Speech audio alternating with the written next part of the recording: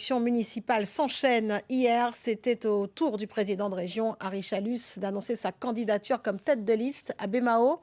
Claude Danican est avec nous ce soir pour en parler. Bonsoir Claude. Bonsoir Christelle. Alors, peut-on parler de revirement ou de position stratégique? Alors, la montée en première ligne d'Harry Chalus peut paraître surprenante, mais cela restait une option possible. Compte tenu de la conjoncture actuelle, il y a comme un sentiment de désordre au sein de la majorité à Bémao. Michel Mado, adjoint au maire et conseiller départemental, fait bon à part. Frédéric Théobald, conseiller municipal de la majorité et agent régional, conduira sa propre liste. Cette décision d'Harry Chalus pourrait laisser penser à un désaveu de bilan d'Hélène Polifonte ou un recul de la carte Bernadotte. Un temps pensé comme possible tête de liste, mais rien de tout ça, c'est purement stratégique.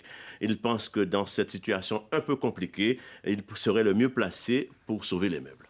Alors, en cas de victoire, il lui faudra faire un choix, bien évidemment, car il ne peut pas être à la fois président d'une collectivité et maire. Ouais. Tout à fait. Cela suscite quand même un faisceau d'interrogations. En cas de victoire, que va-t-il faire?